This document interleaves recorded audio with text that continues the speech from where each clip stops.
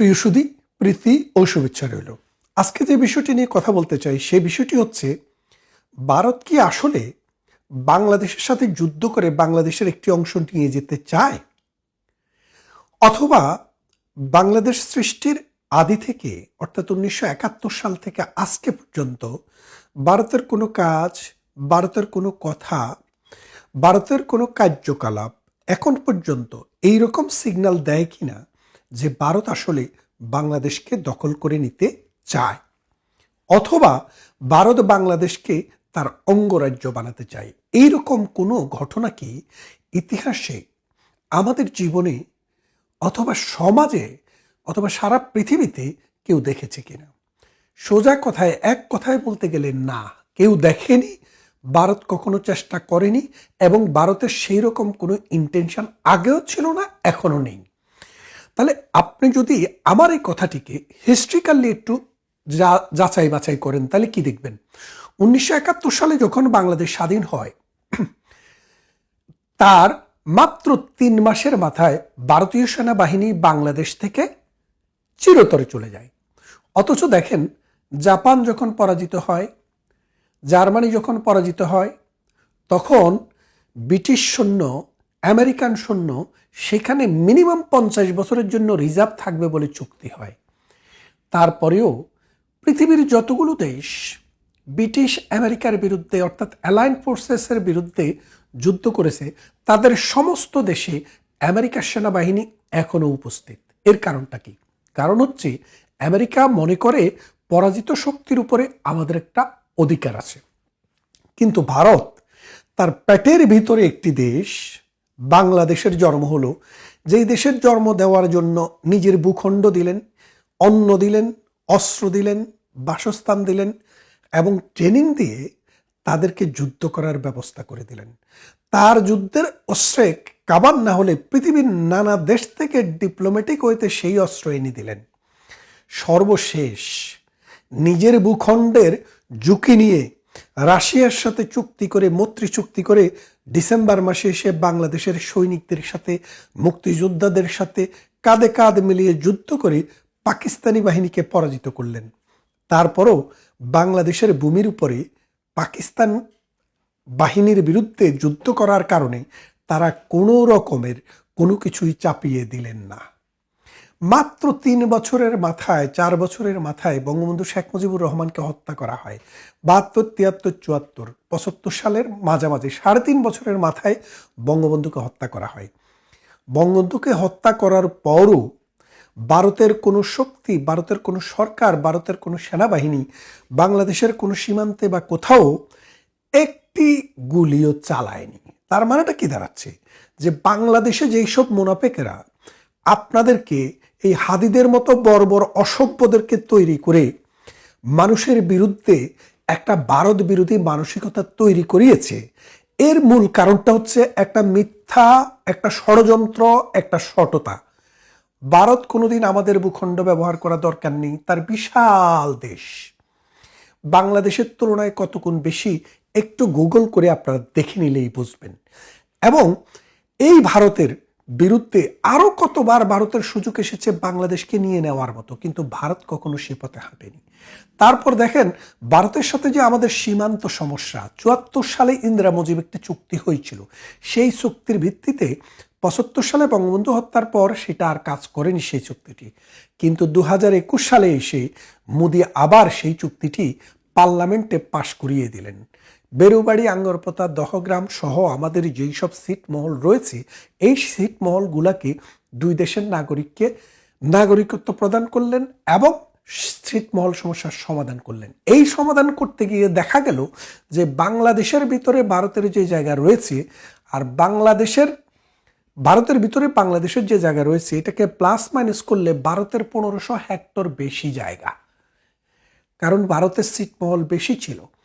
তখন ভারত এই 1500 হেক্টর বাংলাদেশে দান করে গেছে, বলছে যে আমরা বাংলাদেশকে এই 1500 হেক্টর ছেড়ে দিলাম, দিয়ে সমস্যার সমাধান করে দিলাম। তার মানে বোঝেন, ভারতের ক্ষমতা থাকা সত্ত্বেও ভারত 1500 হেক্টর জায়গা বেশি দিয়ে এই মানবিক সমস্যাটির সমাধান করে দিলেন।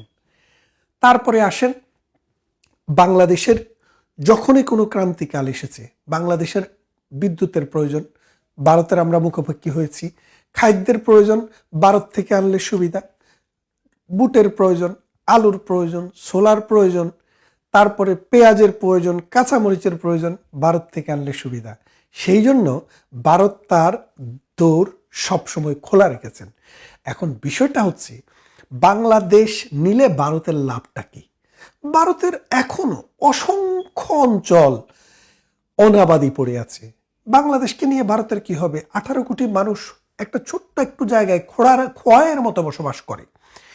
এবং ভারত আরও একটি কারণে বাংলাদেশকে কখনো কোনো দিনও নিতে চায় না এবং নেবে না বলে আমি বিশ্বাস করি। কেন করি সেটা যদি দেখেন, ভারতের বর্তমান ভূখণ্ডে 145 থেকে 150 কোটি মানুষের বসবাস।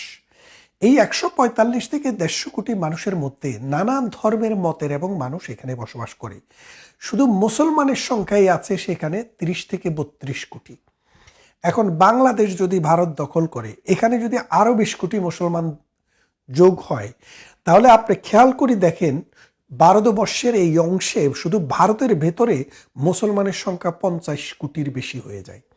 তো 50 কোটির বেশি যদি ভারতের মুসলমানের সংখ্যা হয় বাংলাদেশকে ইনক্লুড করলে, সেই ক্ষেত্রে ভারত কি আর হিন্দু রাষ্ট্র থাকে না। অর্থাৎ ভারতের হিন্দু রাষ্ট্রের যে চরিত্র, সেই চরিত্রটাই থাকে না। যার কারণে ভারতের কোনো কালে কখনো বাংলাদেশ নিয়ে, বাংলাদেশের ভূখণ্ড নিয়ে, বাংলাদেশের মানুষ নিয়ে দখল করার কোনো চিন্তা ভারতের কাছে আসে নাই। এই মস্তিষ্কে মানুষের, বাঙালির মননে এবং মস্তিষ্কে এটা ঢুকাই দেওয়া গেছে কি কারণে বোঝেন?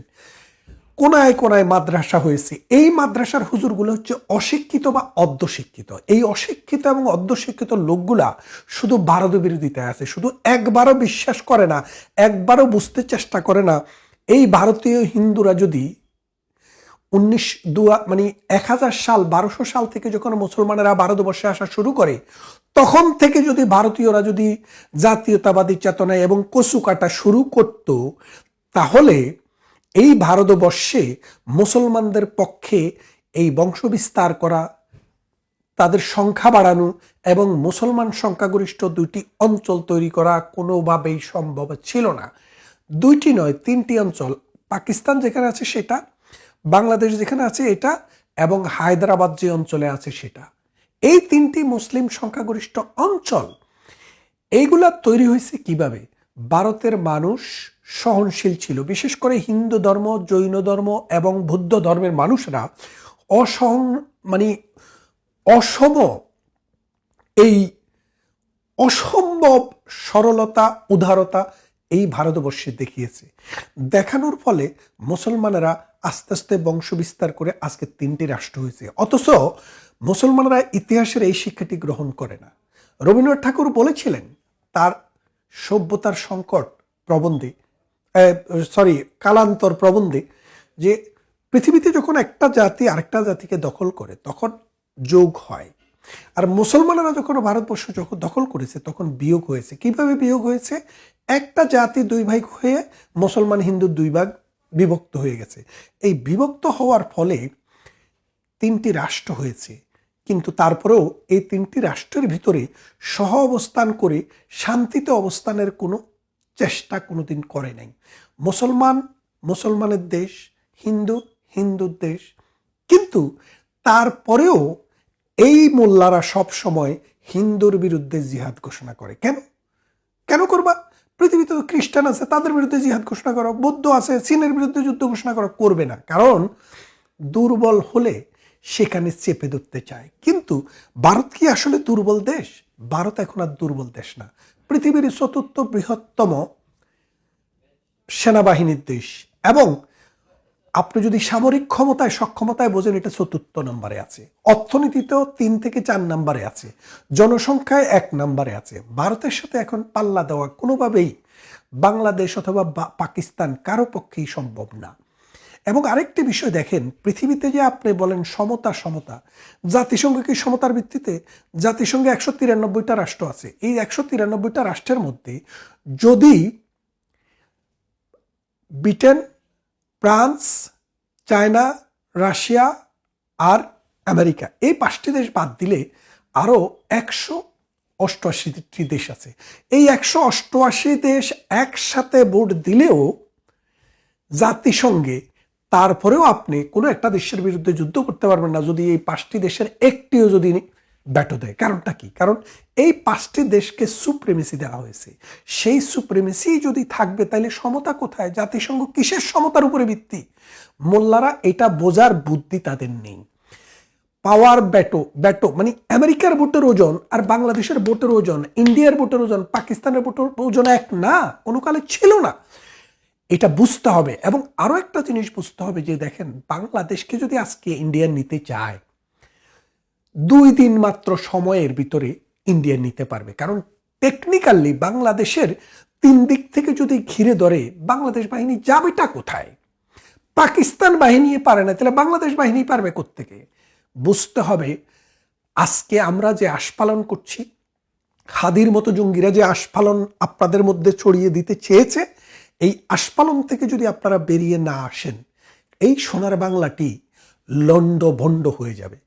ভারতের কোনো ঠেকা লাগে নাই আপনাদেরকে নিতে, কারণ আপনারা অন্যে বস্ত্রে বাসস্থানে নিজেদের মাথা নিজেরা খাবেন আর 20 বছর পরে। কারণ প্রতিদিন ভূমি সংকুচিত হচ্ছে, মানুষের সংখ্যা বাড়ছে। পৃথিবীর নানা দেশ এই মৌলবাদ, এই সন্ত্রাসবাদের কারণে বাংলাদেশকে নিষিদ্ধ ঘোষণা করছে। আমেরিকায় যান, ট্রাম্প পারলে মুসলমান বললে আজকেই বের করে দেয়। ব্রিটেনে আসেন, পারলে আজকেই পিটাইয়া বের করে দেয়। অস্ট্রেলিয়াতে যান, পারলে আজকে বের করে দেয়। ইউরোপের কোথাও মুসলমানের এখন আর সুনাম নেই, অথচ শান্তির ধর্ম আমরা হোল করি। কিন্তু আমাদের মাদ্রাসায় যারা যায়, আমাদের মাদ্রাসা যারা পড়ায়, তারা শুধু জঙ্গিবাদ, মৌলবাদ, সন্ত্রাসবাদ এবং অশান্তির বীজ বপন করে। এই অশান্ত ছেলেরা ঢাকা বিশ্ববিদ্যালয়ে এসে এই বিশ্ববিদ্যালয়টিকে উন্নততর একটি মাদ্রাসা করে এখন এটা এই বিশ্ববিদ্যালয় থেকেও চড়ানো হচ্ছে। 71-এর ঘাতকদেরকে এখন নেতা বানানো হচ্ছে, তাদেরকে রাষ্ট্রের অভিসংবাদিত নেতা বলা হচ্ছে। এর মূল কারণ একটাই, যে ভারত বিরোধিতা, মৌলবাদ, সন্ত্রাসবাদ, পাকিস্তান যে জঙ্গিবাদ উৎপাদন করে তাদের সাথে সহযোগিতা। আসুন আমরা শিক্ষা নেই ইতিহাস থেকে। শুধু শক্তি, বুদ্ধিমত্তা হলেই হবে না, বাস্তবতা এবং ঐতিহাসিকতাকেও আমাদেরকে গুরুত্ব দিতে হবে। আজকের ভারত পুরো পৃথিবীর আইকন। আগামী 10-20 বছরের মধ্যে জাতিসংঘের যে 5টি নিরাপত্তা পরিষদের স্থায়ী সদস্য আছে, সেটি 10টাতে রূপান্তরিত হতে যাচ্ছে।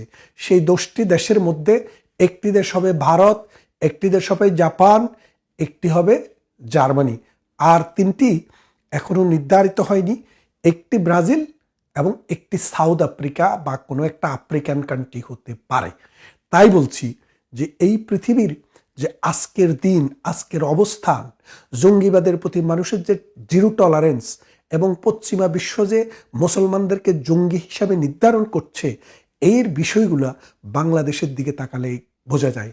আসুন আমার আপনার ভাই বোন, সন্তান সন্ততিকে সঠিক ইসলামী শিক্ষা দেই, যে শিক্ষা মানুষকে হিন্দু, বৌদ্ধ, খ্রিস্টান নয়, মানুষ হিসেবে দেখার শিক্ষা দেয় এবং এই দুনিয়াতে সুষ্ঠুভাবে, সুন্দরভাবে সহাবস্থান নিয়ে বসবাস করার, টলারেন্স হওয়ার শিক্ষা দেয়।